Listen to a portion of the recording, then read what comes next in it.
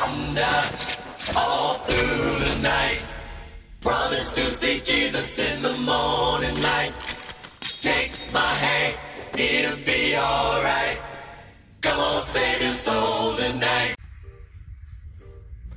Bonjour à toutes, bonjour à tous. Donc petite vidéo un peu spéciale aujourd'hui puisque j'ai un invité très spécial. Alors le mec qui divise le plus dans la communauté de YouTube concernant notre passion que sont les films physiques. Alors voilà, soit on l'aime, soit on l'adore. Moi perso je l'adore. Est-ce que vous l'aimez? Ça c'est la vraie question. On ne sait pas. De qui s'agit-il? Il s'agit d'Adrien. Donc Adrien de Style & Co, Feu Style & Co, notre regretté ami. Voilà, on va faire une vidéo un petit peu sympa, on en a parlé un petit peu avant. Donc on va rendre hommage tout de suite au Gardien du cinéma qui a fait une vidéo avec Franck où il présentait, en fait il confrontait leurs différents achats récents. Nous on va faire la même chose sur des achats qu'on a effectués il y a peu de temps. On a sélectionné 8 films chacun qu'on va opposer. Et puis on va expliquer pourquoi on les a choisis, pourquoi le film que présente l'autre ou on présente soi est meilleur. Ou pas, ça va être tout un débat et j'espère que vous allez passer un bon moment. Adrien, as-tu des choses à dire à tes anciens abonnés, certainement, qui sont parmi les miens pour cette vidéo? Bonjour à tous, bonjour à tous. Alors, bonjour à tous, je suis ravi d'être là, d'être présent. Merci à toi Chris pour cette invitation. Il n'y a aucun souci. Et je trouve ce concept vraiment excellent, donc j'espère que vous allez passer un agréable moment et ça me fait plaisir de vous retrouver dans cette vidéo. Et ben nous aussi ça nous fait vraiment très plaisir. Donc honneur aux invités, donc je vais te laisser présenter le premier film auquel après je vais m'opposer. En fait tu vas présenter ton film, je vais présenter le mien et après on va en parler forcément. Allez, c'est parti. Alors, quel film tu nous présentes en premier? Alors, je commence avec Réanimateur. Ah ouais, Réanimateur, d'accord. Avec du lourd, un genre que tu apprécies tout particulièrement. je sais pas, on va voir. Pour moi, c'est un classique des films d'horreur des années 80. Ouais. C'est un film qui m'a marqué quand j'étais plus gosse et que j'ai revu mais de nombreuses fois. Et ce qui est assez drôle, c'est que je l'ai revu il y a pas longtemps. Et grâce à cette édition, c'est une édition ah oui, Ecstasy of Film.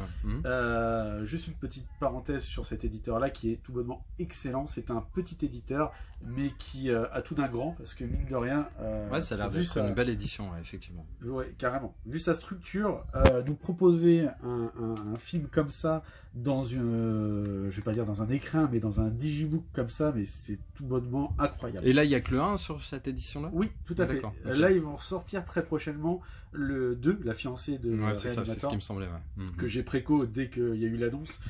Toujours dans le même format, avec aussi pareil, ils laissent toujours le choix en fait. Ça, c'est intéressant de soit prendre un visuel comme ça retravaillé, ou soit l'affiche d'origine. Et moi j'ai choisi ce visuel là qui est vraiment excellent. Réanimateur. Sur le film, j'allais dire, qu'est-ce que tu peux nous dire sur le film? En fait, c'est un étudiant en médecine qui fait des recherches sur la vie après la mort et essayer vraiment de réveiller les morts en quelque sorte. Donc avec l'aide de un peu un docteur Frankenstein. C'est tout à fait ça. Et l'acteur qui joue le rôle principal est tout bonnement fantastique. Alors là j'ai un petit bug sur son nom, mais c'est... moi je t'avouerai, je te pose des questions vis-à-vis de ce film parce que il me semble que je ne l'ai absolument jamais vu. Mais vraiment. Après, pour ceux qui vont le découvrir aujourd'hui, ça reste un film très ancré dans les années 80. Après, c'est ce qui me semblait. Après, j'avoue, je sais pas si aujourd'hui, si tu le verrais, sincèrement, si tu pourrais autant apprécier. Mais il y a quand même une qualité au niveau des effets spéciaux qui est incroyable. Mais tu parles beaucoup, dis donc, on va pas s'en sortir sur la vidéo où on doit présenter 8 titres, on est au premier, t'as 4 minutes, tu t'en rends compte? Il faut que je vende ce film, vous pouvez le retrouver. Ah ouais, non mais tu l'as bien vendu. Vous pouvez le retrouver sur ma boutique.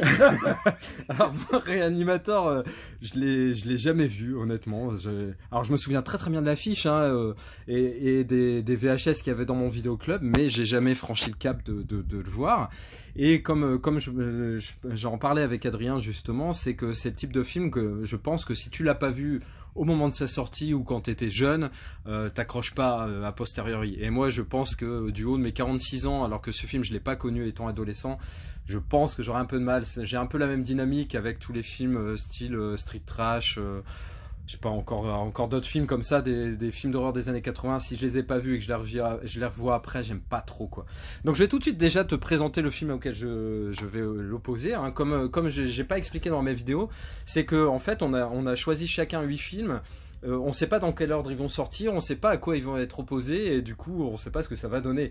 Et là moi je vais dire tout de suite qu'il y a un choc des cultures, parce que on a Adrien qui est quand même beaucoup plus jeune que moi, qui présente un putain de vieux film, et un mec qui est quand même plus âgé et qui présente un film tout récent. Donc c'est assez rigolo de voir ça. Donc moi je présente Alpha. Donc Alpha c'est avec Cody Scott McPhee, donc vous savez c'est le gamin qui joue dans La Route, qui est un film que j'adore. Alors il a un rôle beaucoup moins bon dans Suprématie, la planète des singes. Non, c'est plutôt l'affrontement dans le deuxième qu'il est, ouais c'est ça, dans le deuxième.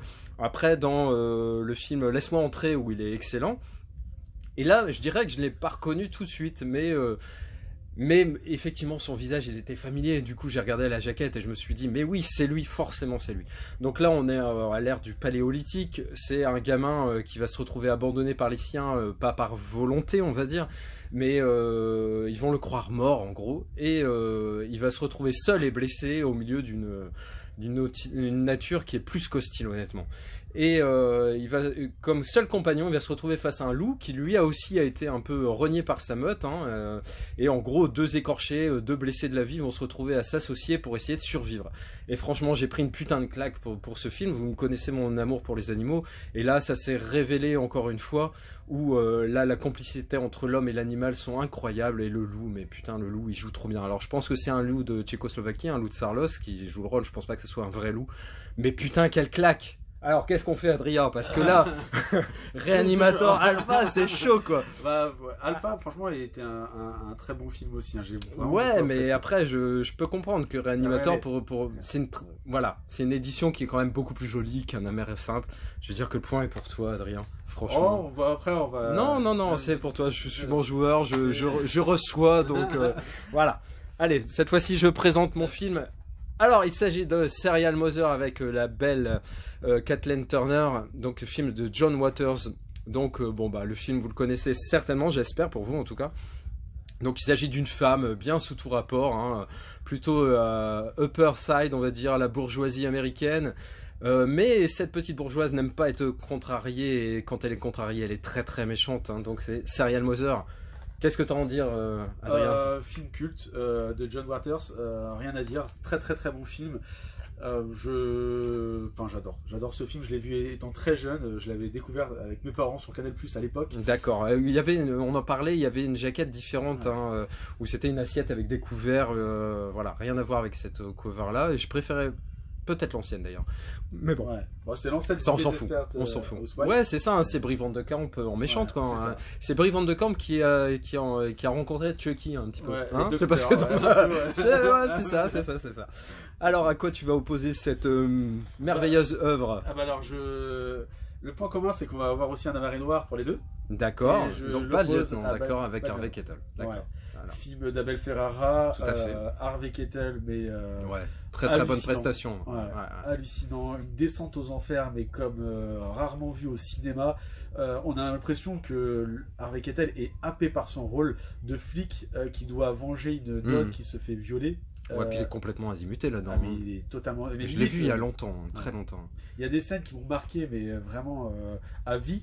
Et notamment une scène où il arrête 2 jeunes filles et qui leur demande leur permis. Puis bon, voilà, je vais pas non plus spoiler le film, mais ça m'avait beaucoup marqué. Ouais. En tout cas, pour moi, c'est l'un de mes préférés d'Abel Ferrara. Et c'est mon rôle préféré d'Harvey Keitel. Et franchement, je le trouve fantastique. Excellent. Et il y a eu aussi un essai, on va dire, de Nicolas Cage, hein, bas lieutenant avec Nouvelle-Orléans, je sais pas quoi. Et qu'est-ce que ça vaut pour toi ce film? Au début, je voulais pas trop le voir, mais bon, Nicolas Cage oblige, je l'ai regardé. Ouais. Et ils sont pas forcément comparables. C'est 2 styles assez différents. Ouais. Mais il est pas mal, hein, Nicolas Cage dedans. Hein. Il est loin d'être je suis à Nicolas Cage. Et ça fait partie de ces derniers très bons rôles qu'il a pu avoir. Alors ça m'emmerde, mais objectivement, je veux dire que le point est encore pour toi, parce que le lieutenant, Harvey Keitel, il est quand même, c'est quand même un truc de fou. Ouais, donc, Serial Mother quand même, Kathleen Turner. Ouais, mais allez, 2-0. Moi, j'adore. On verra après, je vais peut-être te mettre une branlée sur les prochains, enfin j'espère quoi.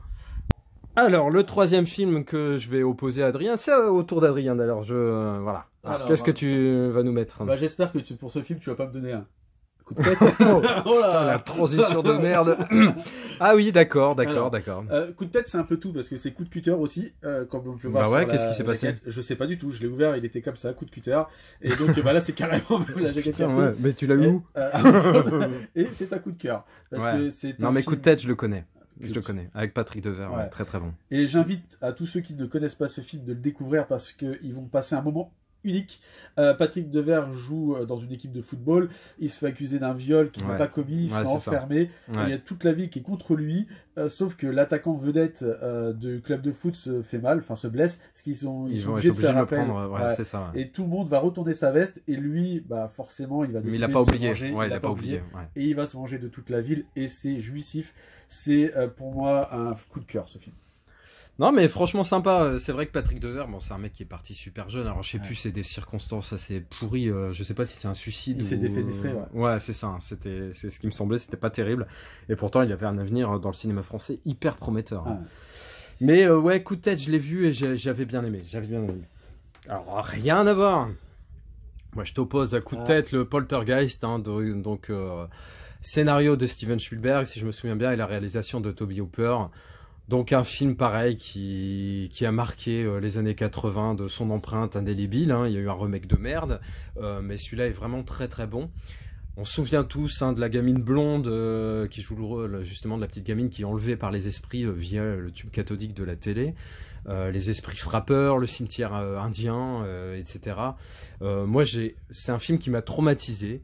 Et il y a eu derrière toutes ces légendes urbaines, hein, qui ont contribué en fait au succès du film, où en gros c'était un film maudit, où beaucoup d'acteurs sont morts suite au film.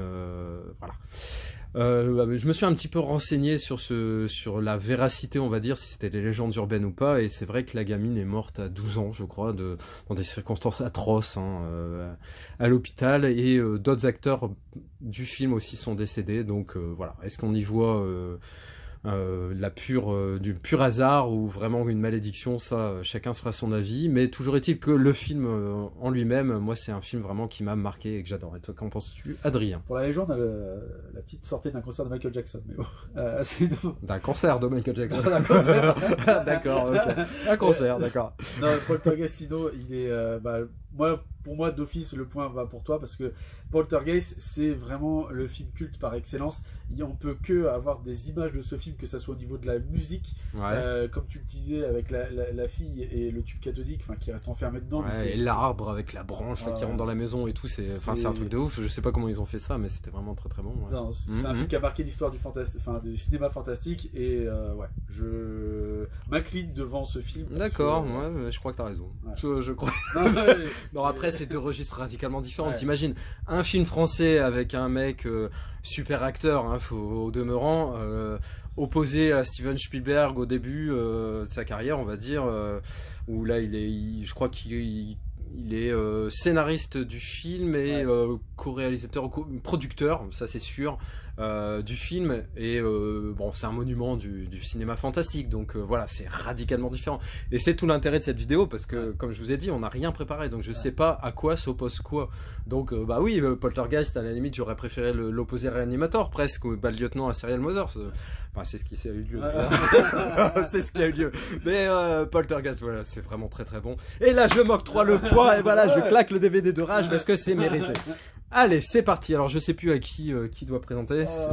C'est pour moi encore, tu es sûr? Oui, c'est vrai, tu avais dit. Donc, c'est le Panique sur Florida Beach, film de Joe Dante, donc avec John Goodman. Donc, c'est un film que je n'ai pas vu, hein, que j'ai acheté parce que j'en ai entendu que du bon. En gros, c'est un mec en pleine guerre froide. Donc, c'est au niveau des missiles de Cuba. Quand les Russes avaient positionné plein de missiles sur Cuba qui étaient capables d'atteindre toutes les villes américaines, et donc c'était vraiment la guerre US-URSS. Et il y avait ce mec qui sortait des films d'horreur sortis nulle part avec des fourmis géantes, etc. Et qui a eu un très très grand succès. Et donc voilà, c'est l'histoire de ce mec et de ses films dans ce contexte particulier. Voilà. Connais-tu ce film? Alors je le connais, je le possède en DVD, celui-ci. D'accord. De toute façon, John Goodman plus Joe Dante. Ouais, John Goodman, c'est vraiment un mec que j'adore, hein. Pourtant, franchement, Enfin, physiquement, il a rien de particulier. Il fait même limite l'américain bof, classique, voilà, bedonnant, etc. Puis c'est un putain de mec. Moi, c'est un mec que j'ai adoré dès la série de Roseanne. Ouais. Je sais pas, tu regardais toi sur M6? Roseanne, ouais. Mais franchement, il y a même pas longtemps où j'ai loupé le coffret avec la série 1, la saison 1 pardon de Roseanne, et j'ai vraiment regretté parce que c'est vraiment une époque où j'adorais, et effectivement ça n'a pas démenti dans sa carrière d'acteur solo et dans le cinéma pur, où je l'ai vraiment trouvé toujours très très bon. Il y a tellement de films que je peux pas les citer, mais on a parlé de 10 Cloverfield Lane tout à l'heure, où franchement, je le trouve vraiment très bon. Même dans Le Pierre à Feu, il est sympa. Il y a pas Oui, ouais, alors là, c'est carrément autre chose. Mais de toute façon, il est capable de tout jouer. Bon, peut-être pas le mec film d'action, machin, ou le beau gosse, ça c'est sûr. Mais à côté de ça, il a le registre comique ou dramatique où il excelle dans les deux. Franchement, voilà. Tout à fait. Donc tu vas opposer ça, donc Panic sur Florida Beach à Sleepers, pas mal. Là, c'est une distribution de fou quand même. Mais histoire de fou, distribution de fou, histoire vraie, autobiographique. Franchement, c'est voilà. Casting vraiment 4 étoiles. Rappelle-moi, c'est des gamins qui sont dans un pensionnat et qui vont subir des agressions sexuelles. C'est tout à fait ça. En gros, c'est ça. Effectivement, ils font une bêtise. Le film me fait penser des fois, par moments, il était une fois en Amérique, dont on parlait tout à l'heure, sur le côté vraiment de cette amitié, ce groupe qui vont se diviser par rapport à un drame dont ils vont être victimes, et ils vont se retrouver des années plus tard pour être confrontés à ce drame de manière judiciaire un petit peu, parce que voilà, il y a Robert De Niro qui joue le rôle du prêtre, Dustin Hoffman qui joue le rôle de l'avocat, les deux victimes Brad Pitt, il y a Kevin Bacon aussi qui joue dedans, tout à fait, un peu du salaud. C'est un film. Dustin Hoffman, il a quel rôle? Je me souviens plus. De l'avocat. Ah oui, d'accord. Tu viens de le dire, mais mais c'est marrant, je le vois plus du tout. D'accord. Okay. Et pour moi, c'est un film qui m'a marqué, qui est marquant, et Moi, Sleepers, tu vois, je l'ai en DVD, mais c'est vrai que si je le trouve en Blu-ray, c'est le genre de film que je prendrais facilement. Ouais, il est très très bon. Barry Levinson, le réalisateur de Rayman, enfin c'est aussi le film avec Robin Williams, mince, j'ai un trou de mémoire. Là, je vais pas pouvoir t'aider. Là, Vietnam. Good Morning Vietnam. Ouais, d'accord. Très très bon réalisateur. Franchement, j'adore ce film. Ouais, non, moi j'en ai de très très bons souvenirs. Alors un film dont j'ai de très très bons souvenirs, et un film que je connais pas, mais je vais être obligé de te donner le point, parce que Sleepers, je sais qu'il est vraiment excellent. Ça, je sais pas. On verra, mais bon, Sleepers, c'est une valeur sûre. Voilà, il y a pas photo là-dessus. Alors, à Monsieur Adrien de présenter son futur film. Alors, le futur film, on reste dans le registre un peu sombre. Ah oui, J'ai rencontré le diable. Pour moi, ça fait partie de mes meilleurs thrillers. C'est vrai? J'ai failli le prendre plein de fois, j'ai jamais franchi le pas. C'est au même type que Seven. Vas-y, motive-moi un petit peu. Alors, imagine un peu Seven. Imagine que le tueur ne meurt pas, que Kevin Spacey ne meurt pas, et que Brad Pitt décide de venger sa femme morte. Voilà, en fait. D'accord. Ok. On suit l'histoire d'un flic. Sa femme va se faire tuer par le tueur en série, et lui décide de le poursuivre, mais pas pour l'arrêter en fait, pour lui faire vivre toutes les pires sévices. C'est-à-dire qu'il va une fois le prendre, le choper, il va le torturer, il va lui faire. Ah mais raconte pas tout comme ça. Ah oui non mais. C'est pour dire que c'est pas non plus c'est un peu le jeu du chat et la souris, mais d'une manière poussée vraiment à l'extrême. C'est que lui va être pire des fois que le serial killer pour attraper venger sa femme. On a un peu ce truc là dans Prisoners enfin là la limite dans Prisoners, le gamin il est pour rien, donc c'est encore pire, parce que Prisoners il mange grave pour rien quoi, pauvre tio. C'est horrible. Ok, d'accord, j'ai rencontré le diable. Alors moi je vais t'opposer un putain de film qui est classé parmi les meilleurs films du monde de tous les temps, Interstellaire, etc. Je veux parler des Évadés, que je me suis procuré en Blu-ray il y a pas super longtemps, donc avec Tim Robbins et Morgan Freeman. Un film que j'adore, vraiment que j'aime beaucoup. Et donc ce film, le titre c'est Shawshank Redemption, c'est ça. Donc c'est Andy Dufresne, si je me souviens bien. Donc il a un nom, ça m'a fait vraiment penser à quelque chose de français, une nationalité française, même si c'est pas le cas. Donc il est accusé injustement du meurtre de sa femme et de son amant, il me semble, et qui se retrouve dans un pénitencier assez dur.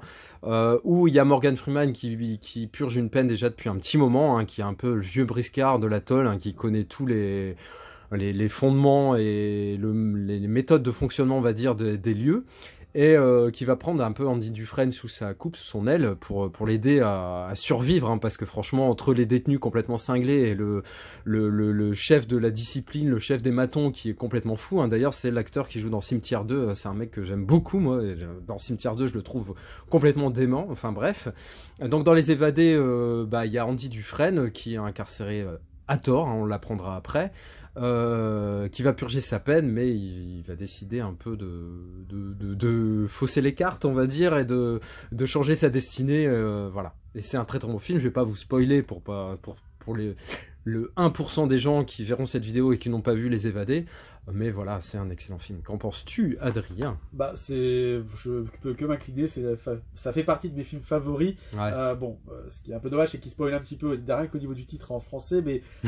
c'est pas bête, c'est pas bête. Mais... Les Évadés, ouais, mais après, Les Évadés, mais ouais. tu vois, il dit pas tout à fait la vérité, parce que finalement, il y en a qu'un. Oui, tout Parce à que fait. l'autre, c'est pas Après, il pour, s'évade mentalement dans la prison. Ah pour ouais, éviter d'accord. d'être Ok. coincé entre ses murs. Ok. Mais non, c'est un film culte.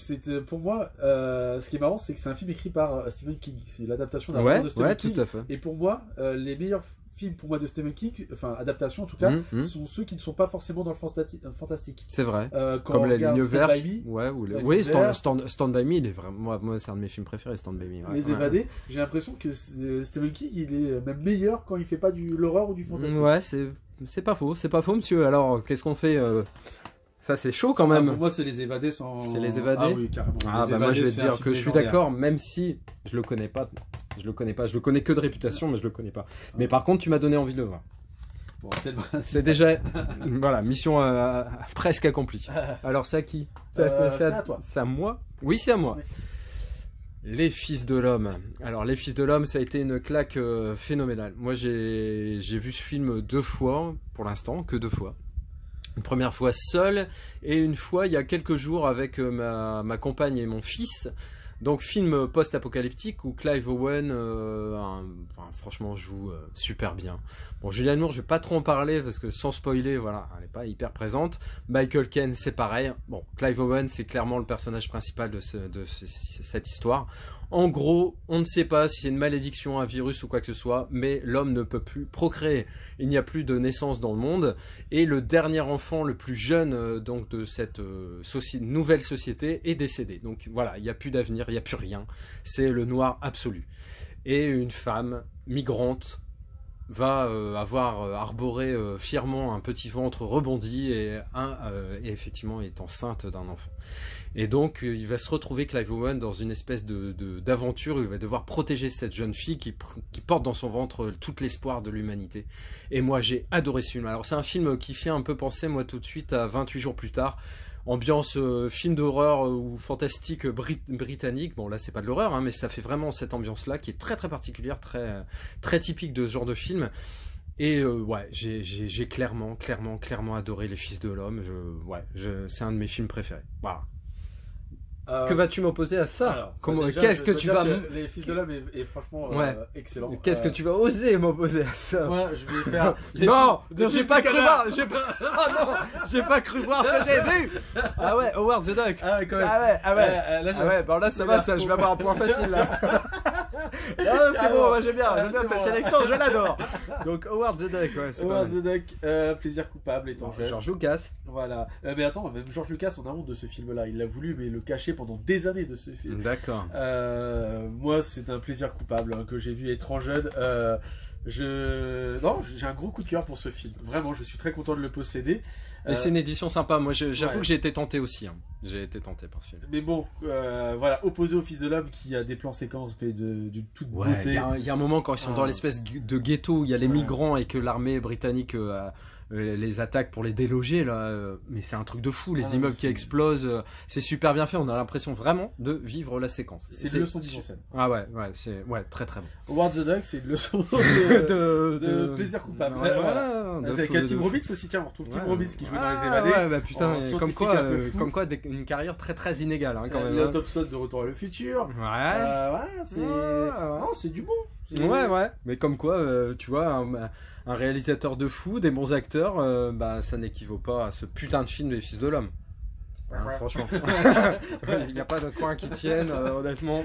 Voilà. Alors, je t'écoute pour le prochain film. Alors, Il en reste deux, hein, si je ne m'abuse. C'est Voilà, tout à fait c'est ça. J'espère que c'est pas trop long pour vous. En tout cas, moi, j'apprécie grandement cette vidéo.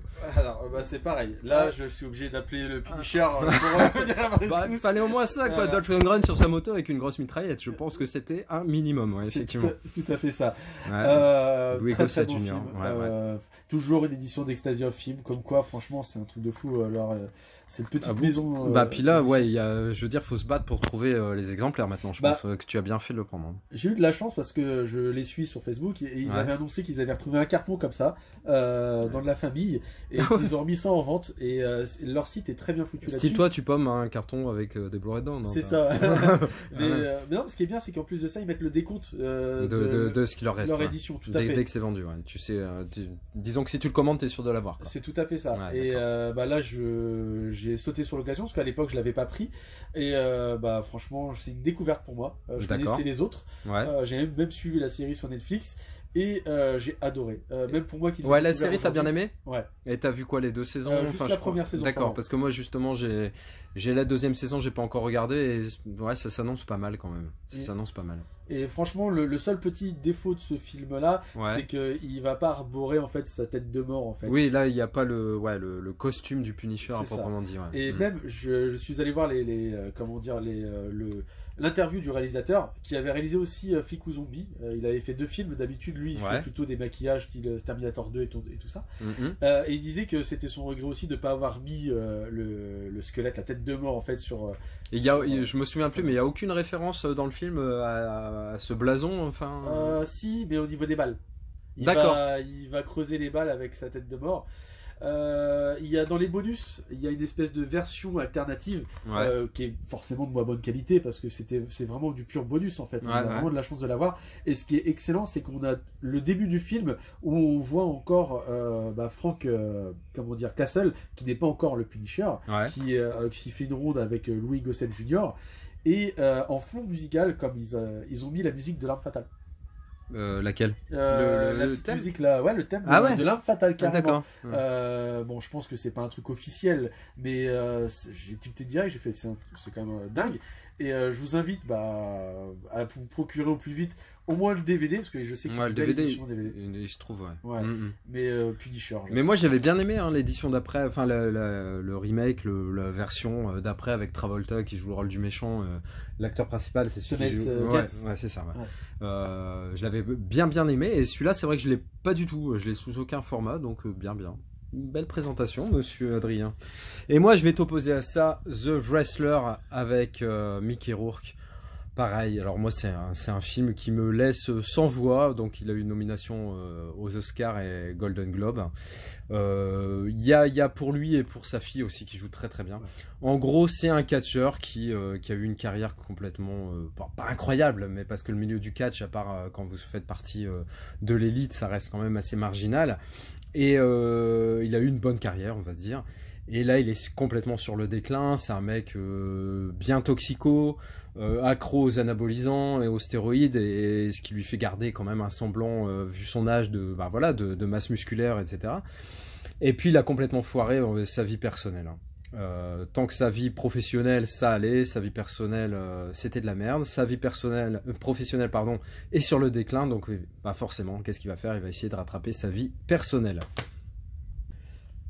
Alors moi voilà, c'est un film que j'aime vraiment beaucoup, que j'avais en DVD, quand je l'ai vu dans un cache en Blu-ray, j'ai pas hésité, voilà. Toi tu l'as vu ça? The Wrestler, très très bon. Qu'est-ce que t'en penses? Mickey Rourke, excellent. Franchement, Pour moi, c'est le film le plus accessible de Darren Aronofsky, le réalisateur de Requiem for a Dream, de récemment Mother. Tout à fait. Donc c'est vraiment, c'est une très très belle histoire. Ouais. Je trouve aussi. Non mais il s'est mis en péril là-dedans. Après, faut avouer que. Enfin, moi, je suis quand même allé voir à l'époque, mais c'est pas des conneries, 9 semaines et demie, donc avec Kim Basinger, où putain, mais Mickey Rourke, c'est le beau gosse absolu, tout le monde voulait être comme lui, une classe monumentale. Je pense que 50 nuances degrés, l'acteur aurait pu aller se rhabiller par rapport au Mickey Rourke de l'époque. Et puis après, il s'est mis à la boxe, il a fait n'importe quoi, je pense qu'il s'en est mis plein les veines, plein le cul, plein le foie. Et voilà, il est parti un peu en live, mais justement, c'est presque sa propre vie qui traite là-dedans, quoi, finalement. Parce qu'un mec qui était au firmament et qui est en plein déclin et qui a un soubresaut d'énergie et qui veut remettre le couvert, on va dire, et puis qui va essayer surtout de réinstaurer le dialogue avec sa fille. Et franchement, c'est très très touchant ce film. Non, je suis d'accord, c'est très touchant. Alors, c'est difficile. voilà. Ah, là, franchement, c'est très difficile. Mais c'est ça, hein, c'est que en fait, c'est carrément opposé. Moi, je vois bien un match nul là-dessus. Ouais, moi aussi, parce que là, c'est la nostalgie des années 80 avec un personnage mythique et un Dolph Lundgren qui est au firmament de sa carrière. Ouais. Et un Mickey Rourke qui se met en péril et qui se met dans un putain de rôle qui finalement, c'est sa vie qui joue là. Et franchement, ouais, 2 très bons films. On va rester là-dessus. Allez. Alors, je sais jamais à qui c'est. Je crois que c'est à toi. C'est à moi. Alors, attention. Il s'agit de 2 objets en un. Alors, c'est une créature de rêve. Une créature de rêve, c'est un film que j'ai vu, je sais pas, 20 ou 30 fois, honnêtement. Un film que j'adore, et donc j'avais l'édition Amaré, toute simple, avec la VF. Donc on y retrouve Gary et Wyatt, hein, qui sont deux adolescents qui découvrent la sexualité et machin, mais qui sont très très mauvais, qui n'arrivent pas à draguer. Vas-y, mouche-toi, ne t'empête, je sais pas pour nous, Adrien. Tu pètes, tu rotes, tu fais ce que tu veux, t'es ici chez toi. Et donc une créature de rêve, franchement, ouais, c'est un très très bon film. Gary et Wyatt, comme je vous disais, essayent un peu galère avec les gonzesses en gros. Et ils vont partir dans un délire à se foutre des soutifs sur la tête et à essayer de créer un peu à la façon Frankenstein la femme parfaite en utilisant l'ordinateur soi-disant super compétitif de l'un d'entre eux. Et ça part complètement sec, hein, honnêtement, et ils arrivent à créer la femme. Alors la femme, c'est celle qu'on voit là. C'est une bombe sculpturale magnifique, hein, et voilà, elle va leur faire découvrir non seulement un peu de sexualité, c'est sûr, mais surtout le sens de la vie et comment avoir confiance en soi, et voilà, elle va leur apprendre tout ça, tout ce que leurs parents ou leurs amis auraient dû leur apprendre, parce que c'est un peu les boucs émissaires, hein. On retrouve notamment Robert Downey Jr. dans le rôle d'un petit con, hein, on va dire là-dedans, mais voilà, c'est un super film, un teen movie absolu, film des années 80 dans toute sa splendeur. Et il y a pas longtemps, il y a Zavi qui a sorti un steelbook, et je l'avais précommandé, je l'avais même complètement oublié, je vous cacherai pas, et quand je l'ai reçu il y a 2-3 jours, j'étais super content. Alors il a pas de débossage, pas d'embossage, rien du tout, mais un verso qui vaut tous les rectos du monde, et puis voilà, c'est un film que j'aime beaucoup des années 80. Alors je t'écoute, que penses-tu déjà de ce film, Une créature de rêve, Weird Science? Il est excellent. Nom de code Lisa, ouais. Voilà, tout à fait. Moi j'ai connu d'abord la série. D'accord, oui, mais toi t'es jeune, c'est vrai que toi t'es jeune. Et après j'ai connu le film. J'adore dans ce film, surtout il y a aussi à la fin on voit le méchant dans Mad Max 2. Oui, la colline à des yeux, il joue dedans aussi dans le premier. Ouais. Et on le voit à la fin et ça c'est vraiment mortel. Ouais, dans les méchants, Oui, non, dans Mad Max, oui, t'as raison. Attends, dans Mad Max, non, mais il y a les deux. Dans Mad Max, il y a le mec qui est sur la moto avec une crête, voilà. Mais t'as aussi l'autre, là, le chauve qui joue dans la colline à des yeux. Il y a les deux, ouais. Ouais, exact. Ouais, d'accord. Alors, je t'écoute, tu m'opposes quoi à ça? Alors, non, ça tient jamais. Alors, non, mais en plus, il va perdre à chaque fois Ward the Duck, donc c'est un peu. Ah ouais, Zombie. Quand même. D'accord. Zombie, je termine par cette édition de SC. Eux aussi sont très forts en termes d'édition. Mais c'est quoi? C'est une encyclopédie ce truc, il est énorme. C'est Zombie pour les nuls. Putain. Ouais. C'est un gros pavé. Franchement, c'est du lourd. C'est mon film de zombie préféré que j'ai découvert très jeune. Déjà le concept d'être coincé dans un centre commercial, ça fait rêver. Bon, pas forcément d'être entouré de zombies, ça le fait moins rêver, mais d'être libre de faire ce qu'on veut. Dans un centre commercial, moi j'y pense souvent. Hein. C'était notamment dans le film Une place à prendre avec Jennifer Connelly, où elle se retrouve enfermée avec un jeune qui bosse là pour la sécurité ou l'entretien, je sais plus quoi. Et ils sont dans le supermarché et ils font ce qu'ils veulent. Et je trouve ça génial. Même dans Gremlins, il y a un moment où c'est pareil, ils sont dans les rayons, ils font un peu tout et n'importe quoi. Zombie, effectivement, c'est ça. Ils se réfugient dans le supermarché, dans l'hypermarché. C'est le préquel, on va dire. Il y a l'Armée des Morts qui est venu après, qui a été un peu le remake, on va dire, de ce film. Moi, je vais te dire tout de suite ce que j'en pense. Après, je te laisse parler, ne t'inquiète pas. C'est que l'Armée des Morts, pour moi, c'est mon film de zombies préféré.